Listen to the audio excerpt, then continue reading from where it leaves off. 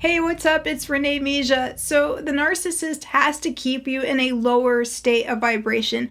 They have to keep you in a state of fear, of perpetual anxiety, of negative emotions, of self doubt, self hatred, and self loathing. And here's why. The narcissist himself or herself lives in a state of insecurity, self doubt, negative emotions, recklessness, impulsiveness, feelings of not being good enough, feelings of being worried about being abandoned, feelings of being abandoned, codependency, etc. Those are very low negative emotions, low state vibrations, low negative state frequency vibrations. And so essentially what happens is the narcissist, in order to keep you around them, because like attracts like, birds of a feather flock together, so to speak, they have to keep you in that lower negative state of anxiety as well, and that lower negative state of fear as well. So if you start to feel better, if you start to feel good about yourself, if you start to feel vibrant, if you start to feel full of life, if you're trying to venture out and go for new ideas and do fun things, the narcissist can no longer be around you because you guys will be in two separate frequencies, two different states, two different energy, two different worlds.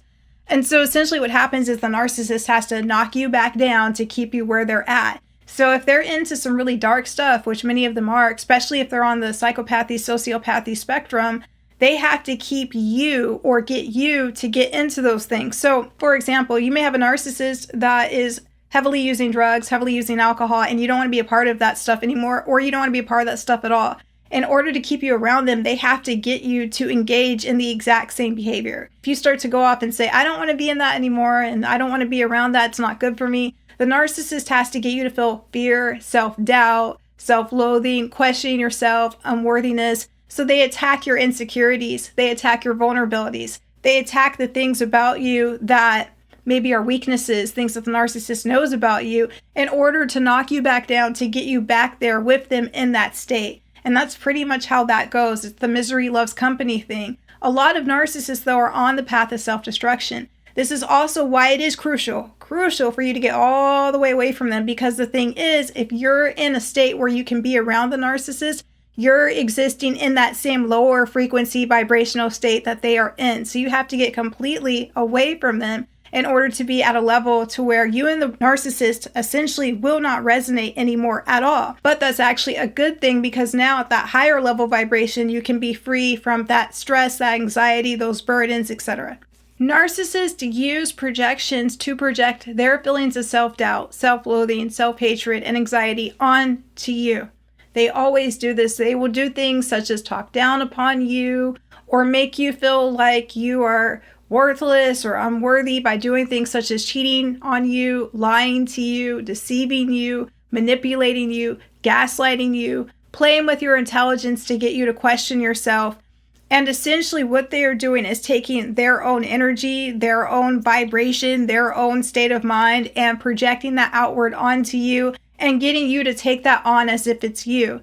It's like super gaslighting, so to speak. So they'll say, if you ask them a question or if you doubt them, they might say, no, I never did that, you did that, or I never said that, you said that, or you're always doing this, or you're always doing that. And they're projecting onto you in order to get you to take that on. And when that happens, not only do you start doubting your own behavior and you start doubting your own thought processes, but you also begin to take on attributes of the narcissist by starting to confuse your reality for their reality, your thought processes for their thought processes. If you really start asking a narcissist a lot of questions about their philosophy, their way of life, and how they see the world, you'll find that it's very skewed. A lot of them are extremely superficial, vain. They don't have any sense of direction. They're extremely impulsive. They're reckless.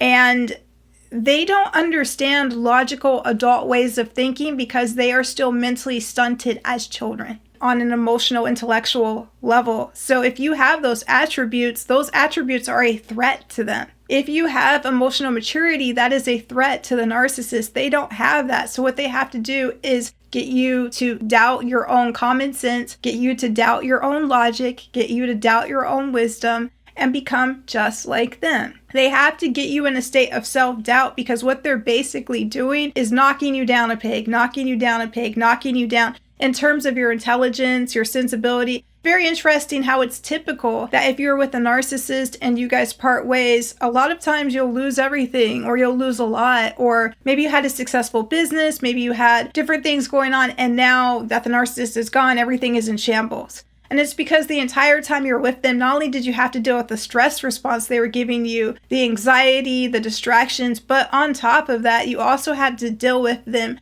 getting you to doubt yourself, second guess yourself, not have the get up and go that you normally would to get things done, not think as clearly. And so you essentially kind of start devolving to the level of the narcissist. However, once you leave the narcissist, that completely changes. But most importantly, you can never go back to a narcissist.